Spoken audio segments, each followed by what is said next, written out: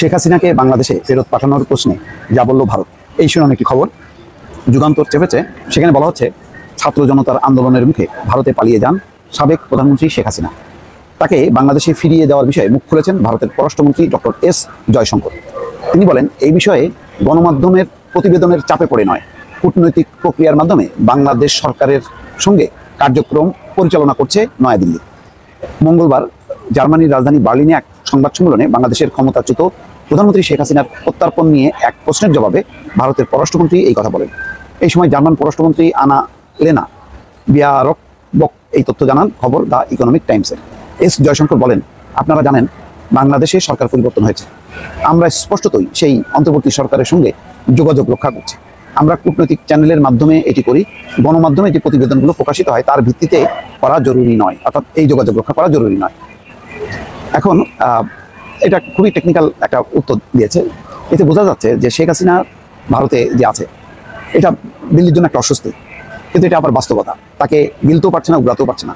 এই বিষয়টা কি তারা নেগোশিয়েট করছে কিনা বাংলাদেশ সরকারের সঙ্গে, যে বাংলাদেশ সরকার যাতে এই বিষয়টি নিয়ে কোনো বাড়াবাড়ি না করে, তাদের সাথে সব ধরনের কূটনৈতিক সম্পর্ক থাকবে, কিন্তু শেখ হাসিনাকে ফেরত দেওয়ার ব্যাপারে যাতে চাপ না দেয়, এটা একটা হতে পারে। এটা হওয়ার পেছনে অনেক কারণ আছে। দীর্ঘদিন থেকে শেখ হাসিনা এবং আওয়ামী লীগের সঙ্গে ভারতের শাসক গোষ্ঠীর যেই সম্পর্ক, তার ভিত্তিতে সেটা বলতে পারে যে তাকে আমরা রাজনৈতিক আশ্রয় দিচ্ছি, কিন্তু এটার জন্য দফায় দফায় যাতে চাপ প্রয়োগ না করা হয় বাংলাদেশের পক্ষ থেকে, এই একটা অনুরোধ করে বাংলাদেশের অন্তর্বর্তী সরকারকে রাজি করাতে পারে। আরেকটি হচ্ছে যে শেখ হাসিনাকে ফেরত পাঠানোর ব্যাপারে একটা সুনির্দিষ্ট পদক্ষেপ নেওয়া, যে সরকার যদি সত্যি সত্যি চায় শেখ হাসিনাকে, তাহলে তারা দেবে, এবং এই দেওয়ার মধ্য দিয়ে যাতে ভারতের সাথে যেই কূটনৈতিক সম্পর্ক যেটা ছিল গভীর, সেই গভীর সম্পর্কটা যাতে অব্যাহত থাকে। এটাও হতে পারে ভারত তো স্বার্থপর একটা দেশ, সে তার নিজের স্বার্থে শেখ হাসিনাকে বলি দিতে কোনো রকম কার্পণ্য করবে না, সেটাও হতে পারে। দুইটি বাস্তবতাই আছে। এখন ঠিক কোন বাস্তবতায় তিনি বলছেন যে এই ব্যাপারে, অর্থাৎ শেখ হাসিনার ব্যাপারে তারা অন্তর্বর্তী সরকারের সঙ্গে যোগাযোগ রক্ষা করে চলেছে, অর্থাৎ আলোচনা চালিয়ে যাচ্ছে।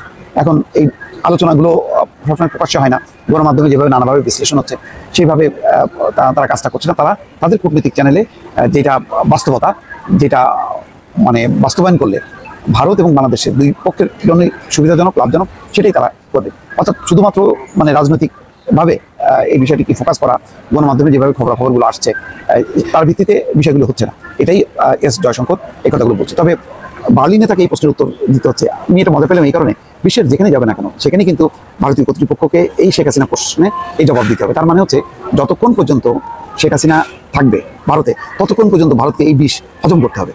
এখন এই বিষটা উগড়াবে যে, সেটা উগড়ানোটাও হয়তো তারা মনে করছে যে তাদের এক ধরনের পরাজয় হবে। আর এটা যদি করে তাহলে ভারতকে বিশ্বের কেউ আর বিশ্বাস করবে না বন্ধু হিসেবে, তেমন হয়তো একটা ধারণা আছে। এই কারণে এই প্রশ্নে ভারতের সরকার বিরোধী সব পক্ষ কিন্তু চুপ। কংগ্রেসও বলছে না যে শেখ হাসিনাকে ফেরত পাঠাও, তারাও বলছে না, অন্তত এই একটা প্রশ্নে কিন্তু তারা একমত। ওই যে রাহুল গান্ধী ওয়াশিংটনে বলেছে না যে পররাষ্ট্রনীতির মৌলিক বিষয়গুলোতে বিজেপি এবং কংগ্রেস এক। আসলে তাই, ভারত তার নিজের স্বার্থে একদম চীনের বিরুদ্ধে, পাকিস্তানের বিরুদ্ধে এবং বাংলাদেশের শেখ হাসিনার পক্ষে এই জায়গাগুলোতে তারা একাত্ম। দর্শক ভালো থাকবেন, আল্লাহ হাফেজ।